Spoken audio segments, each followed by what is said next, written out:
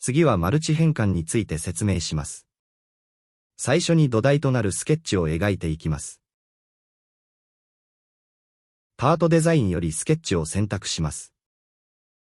次に、XY 平面を選択し、スケッチ作成画面とします。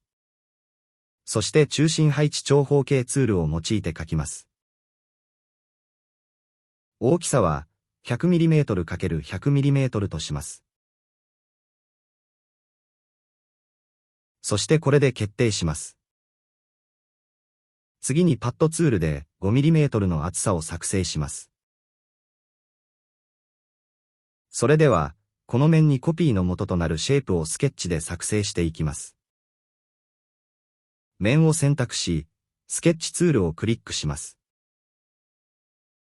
こちらの方に六角形を描いていきましょう。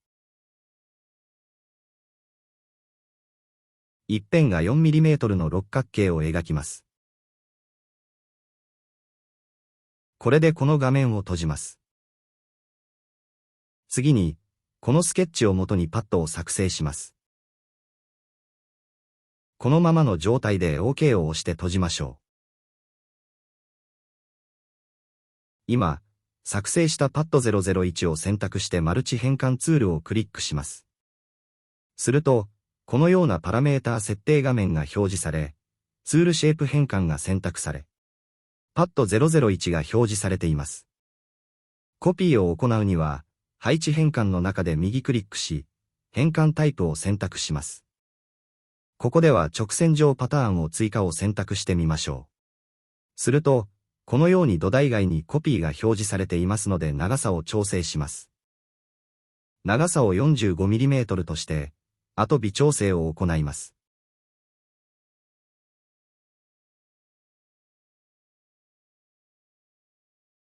六角柱が土台に乗ったところで回数を変更してみます。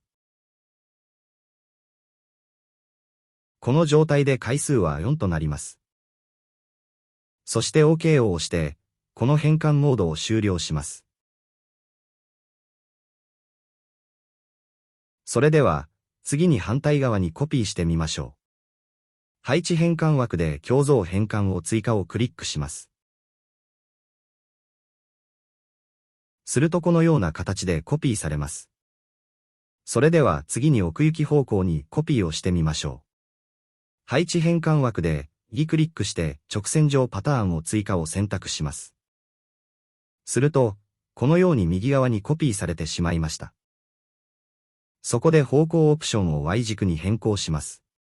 するとこのように反対方向にコピーされましたが範囲外となっています。そこで長さオプションを調整し、コピーが土台の上に乗るように調整します。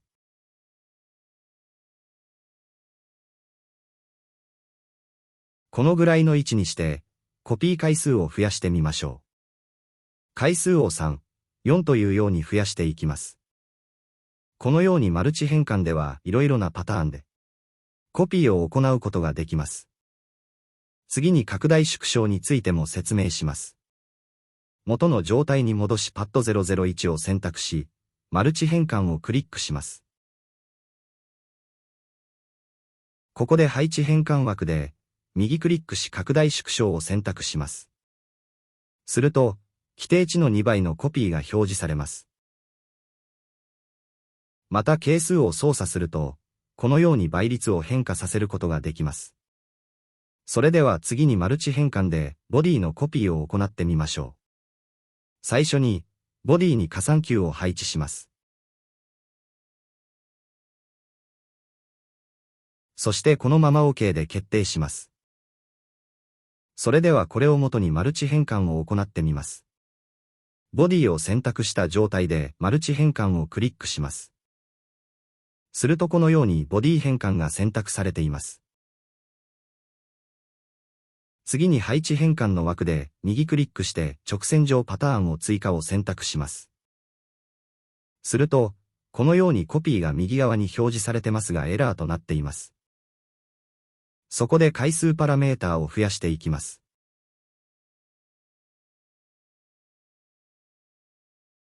そうすると、Q がつながるとエラーが解消されます。それでは、これを反対側にもコピーしてみましょう。それではここで右クリックして共造変換を選択します。すると平面オプションが XZ 平面となっているので、同一の空間にコピーされ変化が見られません。そこで平面オプションを YZ 平面にするとこのような形で共造変換を行うことができます。それではこの状態で回転させながらコピーしてみましょう。配置変換で右クリックし円状パターンを追加を選択します。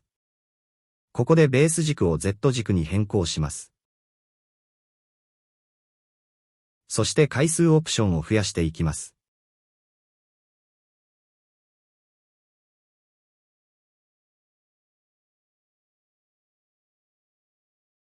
このような形で Z 軸を中心として円状にコピーを行うことができます。これがボディを対象としたマルチ変換の使用例です。